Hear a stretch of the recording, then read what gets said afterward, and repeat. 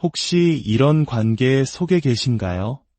상대방의 기분을 끊임없이 살피고 그의 말 한마디에 내 하루가 천국과 지옥을 오가는 듯한 경험 말입니다. 만약 그렇다면 오늘 이야기는 바로 당신을 위한 것입니다. 나르시시스트, 즉 자기애성 성격장애를 가진 사람에게 외부의 인정이나 칭찬을 더는 갈구하지 않는 사람만큼 이협적인 존재는 없습니다. 자신의 가치를 타인의 시선이나 평가에 저당 잡히지 않는 사람, 자신의 존재감을 스스로의 내면에서 찾는 사람, 이런 존재는 나르시시스트에게 단순히 불편한 것을 넘어 그들의 심리적 기반 자체를 뒤흔드는 거대한 균열과도 같습니다. 왜냐하면 나르시시스트가 타인을 통제하는 가장 기본적인 방식은 바로 당신이 그들에게 무언가를 필요로 한다는 전제 위에 세워져 있기 때문입니다. 그것이 인정이든 칭찬이든 소속감이든 혹은 사랑이든 말이죠. 하지만 당신 안에서 그 필요가 사라지는 순간 그들이 당신을 휘두를 수 있었던 유일한 지렛대 또한 함께 사라져버립니다. 당신은 그들의 영향력 아래에서 벗어나 말 그대로 통제 불가능한 존재가 되는 것입니다. 그리고 그 사실이 그들을 극도의 공포로 몰아넣습니다.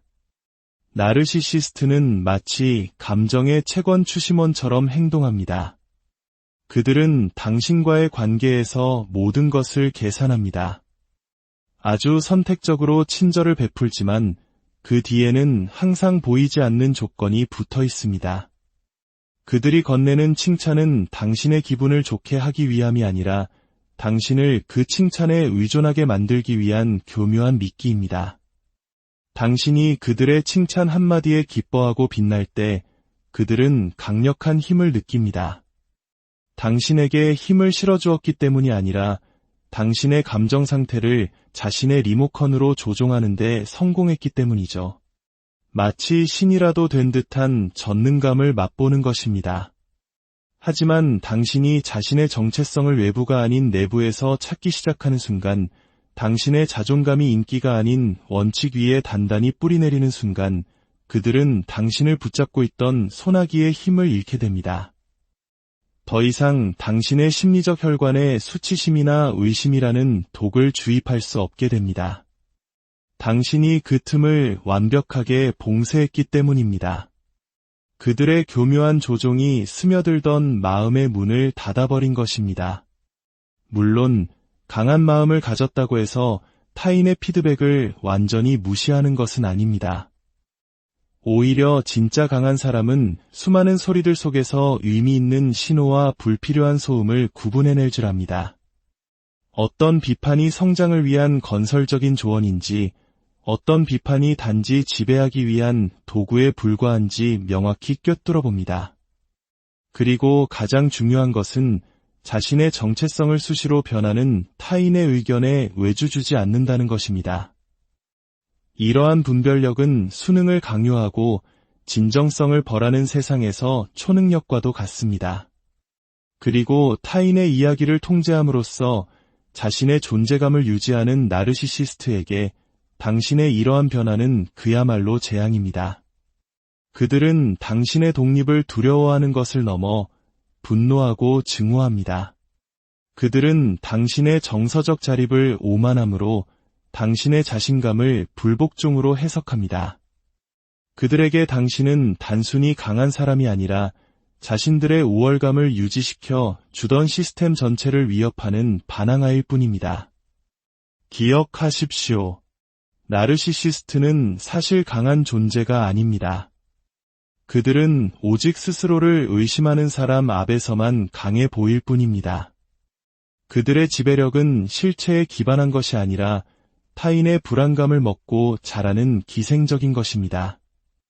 그들은 타인을 깎아내림으로써 스스로를 높입니다. 그러니 당신이 그들의 인정을 구하지 않는 순간 당신은 그들의 거짓된 우월감을 지탱하던 비계를 스스로 걷어차 버리는 것과 같습니다. 당신은 그들이 스스로의 두 발로 서도록 만드는 것입니다. 그리고 그것은 그들이 가장 하기 힘들어하는 일 중 하나입니다. 이것이 바로 그들이 당신의 피상적인 성공이 아니라 당신의 성장에 그토록 격렬하게 반응하는 이유입니다. 대부분의 나르시시스트는 당신의 성취를 용납하고 심지어 축하해 줄 수도 있습니다. 단, 그들이 여전히 당신이라는 우주의 정서적 중심이라고 믿는 동안에요. 하지만 당신의 성장이 정서적 분리를 포함할 때 당신이 더 이상 그들의 비난에 움찔하지 않고 그들의 칭찬을 쫓아다니지 않을 때 그들은 무너지기 시작합니다. 당신은 더 이상 그들의 시스템에 먹이를 주지 않습니다. 당신은 그들이 만들어 놓은 연극 무대에서 내려왔고 이제 조명은 오롯이 그들 자신을 향해 환하게 비추고 있습니다. 텅 빈 무대 위에 홀로 남겨진 그들은 자신의 공허함과 마주해야 하는 것입니다. 흥미로운 사실은 이토록 강한 내면의 힘을 가진 많은 사람들이 정작 자신의 그 힘이 얼마나 위협적인지를 깨닫지 못한다는 것입니다. 그들은 수년간 너는 너무 과해, 너무 직설적이야, 지나치게 독립적이야 와 같은 말을 들어왔을지도 모릅니다. 하지만 현실에서 바로 그 특성들이 나르시시스트가 견딜 수 없어 하는 것들입니다. 왜냐하면 그 특성들은 당신이 그들의 뜻대로 주조될 수 없는 사람, 미끼에 걸려들지 않는 사람, 결코 정복당하지 않을 사람이라는 신호이기 때문입니다. 그리고 여기에 역설이 존재합니다. 당신의 마음이 강해질수록 당신에게 필요한 말의 수는 줄어듭니다. 당신을 오해하기로 작정한 사람들에게 더는 자신을 설명하려 애쓰지 않습니다. 자신의 가치를 두고 논쟁하지 않습니다. 당신에게 더는 맞지 않는 좁은 공간에 자신을 억지로 우겨넣지 않습니다. 그리고 그 고요함 속에서 놀라운 일이 일어납니다. 나르시시스트가 만들어내는 혼돈이 더 이상 당신의 평화를 뚫고 들어오지 못합니다. 당신은 그들을 있는 그대로 보게 됩니다. 신도, 악당도 아닌 그저 당신의 친절을 복종으로 착각했던 깊은 불안감에 시달리는 한 사람으로 말이죠. 당신이 깨닫게 되는 것은 이것입니다. 진정한 내면의 힘은 시끄럽지 않습니다. 소리칠 필요도 스스로를 증명할 필요도 없습니다. 그저 그 자리에 존재할 뿐입니다. 흔들리지 않고 동요하지 않으며 스스로 충만한 상태로 그리고 그 어떤 대립보다도 바로 그 고요한 존재감 자체가 궁극적으로 나르시시스트를 무장해제시키는 가장 강력한 힘입니다. 그러니 만약 당신이 온전함을 느끼기 위해 더 이상 그들의 승인이 필요 없는 지점에 도달했다면 이 사실을 알아주십시오. 당신은 이미 승리했습니다. 당신은 그들이 결코 이해할 수 없는 자유 속으로 걸어 들어온 것입니다. 그들이 당신을 다시 자신들의 거미줄로 끌어들이려 애쓸지도 모르지만 더는 통하지 않을 겁니다. 당신이 할 수 있는 가장 강력한 행동은 당신 자신의 가치를 아는 것이고 다시는 다른 누군가가 그 가치를 정의하도록 내버려 두지 않는 것이기 때문입니다. 나르시시스트에게 가장 불안한 경험 중 하나는 그들이 제시하는 현실의 버전을 맹목적으로 받아들이기를 거부하는 사람을 만나는 것입니다. 날카로운 질문을 던지고 표면 너머의 본질을 파고들며 일관성과 진실, 그리고 책임감을 요구하는 사람 말입니다. 나르시시스트는 진실의 영역에서 활동하지 않습니다. 그들은 인식의 영역에서 활동합니다. 그들은 모호함으로 지탱되고 매력과 조종 혹은 위협으로 강화된 정교하게 만들어진 가짜 외관을 구축합니다. 하지만 당신이 그 환상에 도전할 때 그들이 당신에게 보여주고 싶은 것 대신 실제로 그곳에 있는 것을 보려고 고집할 때 당신은 그들이 당신을 통제하는 것에 대한 위협일 뿐만 아니라 그들이 자신을 중심으로 구축한 이야기 전체에 대한 위협이 됩니다. 이것이 바로 지적 강인함이 그들을 공포에 떨게 하는 이유입니다. 여기서 말하는 강인함이란 오만하거나 차가운 태도가 아닙니다. 그것은 명료함과 결합된 호기심, 깊이 경청하고 비판적으로 사고하며 불편하더라도 진실을 말하는 힘입니다. 나르시시스트는 아무도 자세히 들여다보지 않는 환경에서 번성합니다. 그들의 이야기는 감정적인 주의 분산, 속임수, 그리고 끊임없는 책임 전가에 의존합니다. 하지만 강한 마음을 가진 사람은 다르게 행동합니다. 그들은 상황의 속도를 늦춥니다. 그리고 묻습니다. 왜죠? 이게 어떻게 말이 되죠? 그리고 가장 치명적으로 그들은 묻습니다. 증거는 어디에 있습니까? 이러한 정밀 조사는 나르시시스트를 짜증나게 하는 것을 넘어 그들을 해체시킵니다. 왜냐하면 그들은 의식적으로든 무의식적으로든 자신들의 카드로 만든 지비 압박을 견딜 수 없다는 것을 알기 때문입니다. 그들은 실제로 신뢰할 만한 사람이 되기보다는 신뢰할 만하게 보이는 법을 배우는데 더 많은 시간을 보냈습니다. 그래서 당신이 그들의 모순, 불일치, 감정적 부조화의 실타래를 잡아당기기 시작할 때 당신이 실제로 하고 있는 일은 그들 자신조차 마주하기 두려워하는 일종의 공허함을 폭로하는 것입니다. 이것이 이 역학관계의 심리적 핵심입니다. 나르시시스트의 두려움은 단지 당신이 그들을 믿지 않게 될 것이라는 점이 아닙니다. 그들의 진짜 두려움은 당신의 명료함이 그들로 하여금 평생 동안 피해왔던 자기 자신의 일부와 마주하게 만들 것이라는 점입니다. 당신의 질문이 위험한 이유는 적대적이거나 공격적이어서가 아닙니다. 그것은 명확하기 때문입니다. 논리, 관찰, 그리고 드라마가 아닌 진실에 대한 열망의 기반을 두고 있기 때문입니다. 나르시시스트는 지성을 싫어하는 것이 아닙니다. 그들은 진실성을 두려워합니다. 여기에는 큰 차이가 있습니다. 지성은 조종하고 깊은 인상을 주고 상대를 이기는 데 사용될 수 있습니다. 나르시시스트는 그런 종류의 정신적 예리함을 높이 평가하고 심지어 존경할 수도 있습니다. 특히 그것이 자신들의 목표에 부합한다면 말이죠.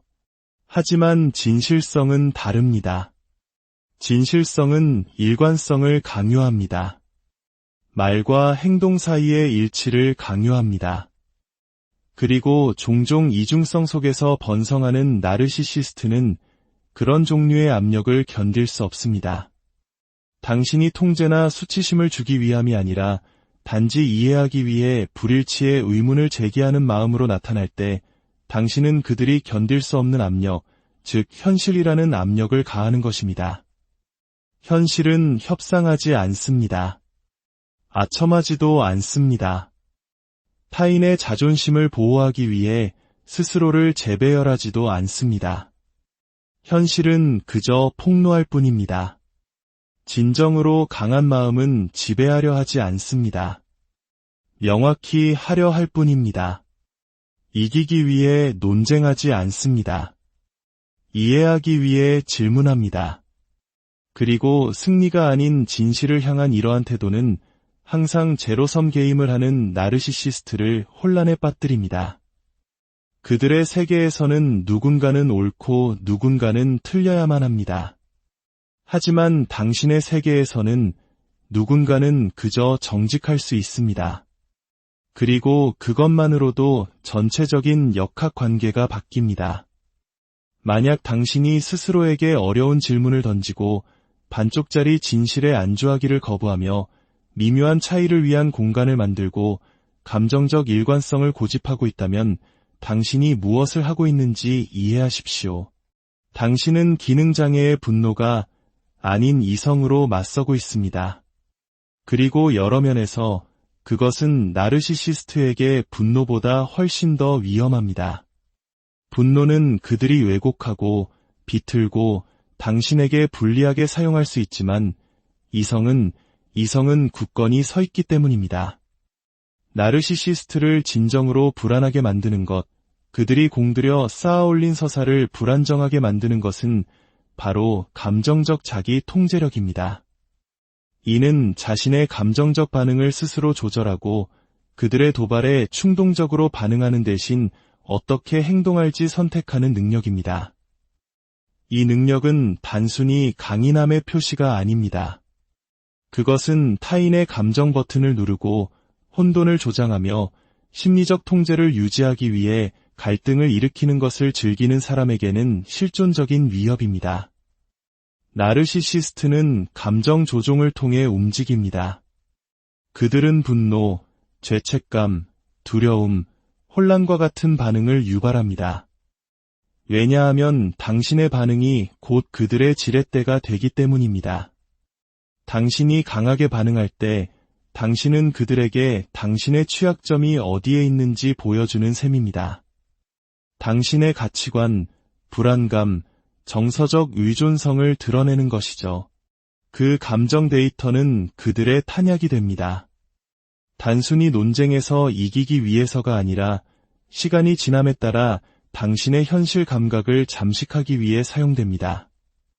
하지만 당신이 감정을 통달할 때 그들의 조종에 더 이상 분노로 폭발하거나 절망에 무너지지 않을 때 당신은 그들의 가장 강력한 무기를 빼앗는 것입니다. 당신은 그들의 접근을 거부합니다. 당신은 닫힌 회로가 됩니다. 그들의 모욕은 예전처럼 당신에게 상처를 주지 못합니다.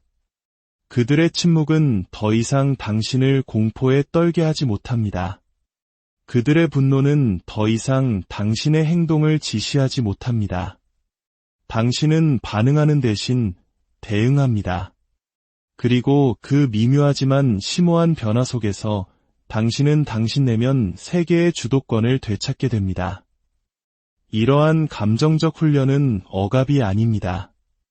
감정을 부정하거나 고통이 존재하지 않는 척하는 것이 아닙니다. 그것은 자기 자신의 반응을 관찰하는 관찰자가 되는 것입니다. 자극과 반응 사이에 충분한 공간을 만들어 어떻게 행동할지 스스로 선택할 수 있게 되는 것입니다. 그 선택이 바로 힘이고 성숙입니다. 그리고 나르시시스트에게는 밑을 노르딘 것이죠. 왜냐하면 그들의 모든 전략은 당신의 예측 가능성, 즉 당신이 불편함을 행동으로 표출하지 않고는 견디지 못한다는 사실에 의존하기 때문입니다. 당신이 그 패턴을 깨뜨릴 때 당신은 그들의 각본을 망가뜨립니다. 나르시시스트는 평화를 원하지 않습니다. 그들은 복종을 원합니다. 그리고 그들은 당신의 감정 시스템을 당신 자신을 공격하도록 만들어 그것을 성취합니다. 하지만 강한 마음을 가진 사람은 자신의 감정과 평화를 이룬 사람입니다. 그들은 분노, 슬픔, 두려움을 억누르거나 부정하려 하지 않습니다. 그것을 관찰하고 이해하며 그것으로 무엇을 할지 결정합니다. 무언가를 느낀다는 것이 그것에 지배당하는 것과 같지 않다는 것을 인식합니다. 그리고 그 구분이 바로 모든 것입니다. 당신이 공격하지 않고도 분노를 느낄 수 있고 무너지지 않고도 슬픔을 느낄 수 있으며 복종하지 않고도 두려움을 느낄 수 있다는 것을 깨닫는 순간 당신은 부서지지 않는 존재가 됩니다. 아이러니컬하게도 나르시시스트에게 당신의 평온함은 잔인함처럼 보입니다. 당신의 초연함은 배신처럼 보입니다. 반응하기를 거부하는 당신의 모습은 감정적인 냉담함처럼 보입니다. 하지만 그것은 냉담함이 아닙니다. 그것은 명료함입니다. 깊은 내면 작업의 산물입니다. 도발 앞에서 고요함을 선택하는 데에는 엄청난 힘이 필요하기 때문입니다. 미끼를 외면하고 걸어 나오는 데에는 성숙함이 필요합니다. 그리고 모든 싸움이 싸울 가치가 있는 것은 아니며 특히 당신을 소진시키기 위해 고안된 싸움은 더욱 그렇다는 것을 인식하는 데에는 지혜가 필요합니다. 이러한 내면의 훈련은 하룻밤 사이에 이루어지지 않습니다. 그것은 시련 속에서 단련됩니다. 실패하고, 과잉 반응하고, 성찰하고, 그리고 배우는 과정을 통해 구축됩니다. 그것은 느리고 종종 고통스러운 과정을 통해 당신이 존재조차 몰랐던 패턴들로부터 자신을 풀어내는 과정에서 비롯됩니다. 하지만 그 보상은 자유, 즉 정서적 자유입니다. 그리고 일단 그 맛을 보면 이전의 삶이 얼마나 많이 당신의 최선을 바라지 않았던 사람들에 대한 무의식적인 반응으로 형성되었는지를 보게 될 것입니다. 당신은 더 이상 그들의 장단에 춤추지 않습니다. 당신은 예측 가능한 존재이기를 멈춥니다. 그리고 그 예측 불가능함 속에서 당신은 그들이 더 이상 관리할 수 없는 사람이 됩니다. 심리적 강인함의 가장 심오한 지표 중 하나는 개인적인 경계를 설정하고 그것을 지키는 것입니다. 이는 표면적으로는 간단하게 들릴 수 있지만 나르시시스트와의 관계 역학이라는 맥락에서는 혁명적인 행위입니다. 왜냐하면 제대로 이해된 경계란 사람들을 밀어내기 위해 고안된 벽이 아니기 때문입니다. 그것은 정의입니다. 당신이 어디에서 끝나고 다른 사람이 어디에서 시작되는지를 명확히 하기 위해 그어진 선입니다. 그리고 심리적 융합과 흐릿한 정체성의 경계에 의존하는 나르시시스트에게 그 명확함은 견딜 수 없는 것입니다. 당신이 경계를 설정할 때 당신은 근본적인 무언가를 선언하는 것입니다. 이것이 나다. 이것이 내가 허용할 것이다. 그리고 이것이 내가 떠날 지점이다. 이런 종류의 선언은 소리 지를 필요가 없습니다. 대립할 필요조차 없습니다. 오직 명료함이 필요할 뿐입니다. 경계를 설정하는 것도 중요하지만 그것을 집행하는 것은 또 다른 차원의 이야기입니다. 나르시시스트의 초기 반응은 존중이 아닐 것입니다. 그것은 처벌일 것입니다. 그들은 미묘하게 혹은 노골적으로 당신을 시험할 것입니다. 죄책감을 심어주고 당신을 이기적이거나 잔인하다고 비난할 것입니다. 다른 사람들을 끌어들여 당신을 비합리적인 사람으로 보이게 만들려 할 것입니다. 이 모든 것은 당신의 평화에 대한 필요가 당신의 자존감에 대한 필요를 압도했던 과거의 패턴을 다시 확립하기 위해 고안된 것입니다. 바로 이 지점에서 당신의 힘이 시험받습니다. 경계를 집행하는 것은 종종 상실을 받아들이는 것을 의미하기 때문입니다. 인정의 상실, 조화의 상실, 때로는 관계 자체의 상실까지도요. 하지만 그 대가로 당신이 얻는 것은 진실성입니다. 거울을 보며 더 이상 다른 사람을 편안하게 해주기 위해 스스로를 배신하지 않고 있다는 것을 당당하게 알 수 있는 조용한 진실성 말입니다. 나르시시스트는 이것을 성숙이 아닌 불충으로 해석합니다. 그들은 당신의 경계를 자기 정의의 행위로 보지 않고 버림받음으로 봅니다. 왜냐하면 그들에게 사랑은 곧 통제이기 때문입니다. 당신이 그 매트릭스에서 벗어나 감정적인 부속물이 아닌 주권적인 개인으로 행동할 때 당신은 그들이 당신 세계의 중심이라는 환상을 깨뜨리는 것입니다. 결국 경계는 단순한 자기관리 도구가 아닙니다. 그것은 도덕적 약속입니다. 조종을 용납하지 않겠다는, 잔인함에 보상하지 않겠다는, 공감을 복종과 혼동하지 않겠다는 선언입니다. 이런 의미에서 경계는 이기적인 것이 아니라 당신을 포함한 모든 개인은 관계 유지를 위해 침해되어서는 안 될 고유한 존엄성을 가지고 있다는 원칙을 지지하는 깊이 윤리적인 행위입니다. 당신이 그렇게 살기 시작할 때 당신의 예가 예를 의미하고 당신의 아니오가 아니오를 의미할 때 당신의 혼란에 의존하여 통제를 유지했던 사람들은 갑자기 자신들이 무력하다는 것을 깨닫게 됩니다. 당신은 더 이상 그들이 이것을 괜찮아 할까? 라고 묻지 않습니다. 대신 묻기 시작합니다. 내가 이것을 괜찮아 하는가? 바로 그 질문이 모든 것을 바꿉니다. 그것은 당신에게 책임을 부여하고 당신을 자유롭게 합니다. 오늘 이 이야기가 당신의 마음속에 작은 울림을 주었기를 바랍니다. 당신의 가치는 오롯이 당신 안에 있습니다. 그 누구도 그것을 흔들거나 정의하게 두지 마십시오.